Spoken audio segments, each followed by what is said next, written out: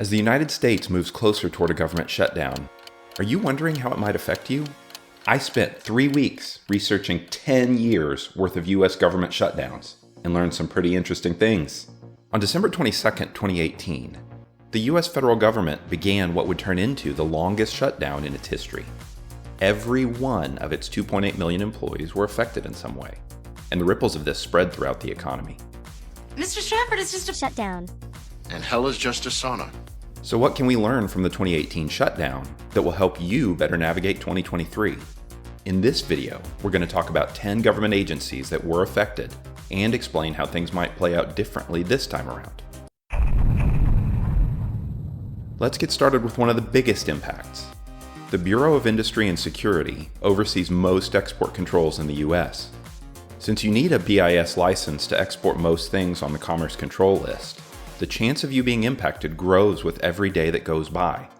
We are screwed. Hey, I don't want to hear that defeatist attitude. I want to hear you upbeat. We are screwed. There you go. Not totally. Requests in queue before the shutdown begins will be held up until funding is restored. And if history is any indicator, the SNAP-R licensing system will be shut down, preventing any new requests from being submitted. This will cause a backlog to build, both within the government and at companies. One way to prepare is to create a case priority list now. Couldn't hurt, right?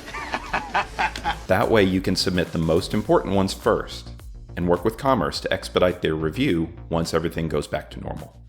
By the way, there is a workaround to get BIS to review cases during a shutdown. So please keep watching until the end when we go through it. And if this kind of information is helpful, please consider subscribing. That way you're the first to know when I post new videos. All right, let's keep going. Another office within Commerce, known as the International Trade Administration, is charged with anti-dumping and countervailing duty investigations. This protects U.S. companies from foreign governments and manufacturers that sell goods below fair market value in order to put their competitors out of business. Make anyone cry today? Sadly, no. But it's only 4:30. The ITA had to cease its activities back in 2018, and I'd expect the same thing this time around. The Federal Maritime Commission is an independent agency responsible for regulating the U.S. international ocean transport system. The FMC shuttered most of its operations in 2018, so any exporters or importers in need of support with ocean transport service providers will probably see an impact in 2023 too. The Office of Foreign Assets Control within the Department of Treasury is responsible for enforcing trade and economic sanctions. And there's a lot more sanctions now than there were in 2018. Much of what OFAC does is related to national security, so they will keep operating, but at a slower pace than normal. They will keep administering the specially designated nationals and blocked persons list, but probably won't have sufficient staff to keep up with the hotline inquiries as usual. The International Trade Commission will likely stop most, if not all, of its operations. So that means no economic impact reports or harmonized tariff schedule updates for the duration of the shutdown. Operations at the Court of International Trade will proceed, but in a somewhat unpredictable manner.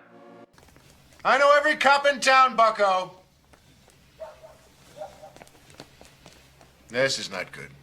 Any paid activities, like anything requiring a court fee, will move forward using the funding from those fees. But anything tied to congressional funding will be impacted. The Office of the U.S. Trade Representative should be able to continue with Section 301 tariff exclusion processes for a while. But since their decisions require coordination with Customs, any impact there will eventually hinder the USTR as well. Up to this point, I expect 2023 to play out pretty much like 2018 did. But here's where things start to change. You see, the Republican-led House of Representatives is planning to put forward some spending bills specifically for the Departments of Agriculture, Defense, Homeland Security, and State. So while the odds of bipartisan success are probably worse than winning the lottery, there's at least a chance that some of the following agencies might end up being funded. That brings us to U.S. Customs and Border Protection. CBP will keep its automated commercial environment system operating, and will staff ports as normal. Their goal is to keep international commerce flowing with as little impact as possible.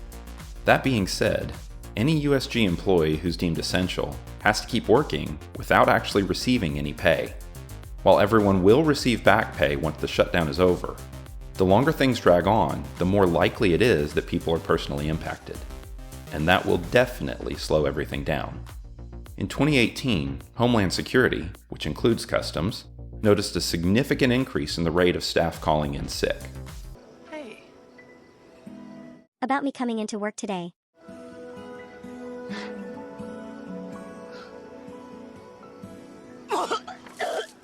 So although CBP will continue to issue customs broker licenses, permits, and filer codes, things will start to slow down.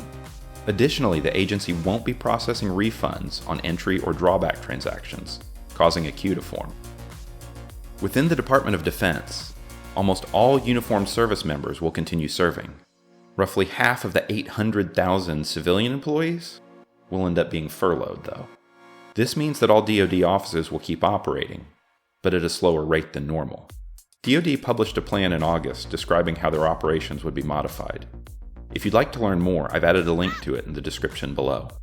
Last, but definitely not least, where BIS regulates mostly commercial exports from the US, the State Department's Directorate of Defense Trade Controls manages defense articles and services. Here, you have to get a license to be able to export anything.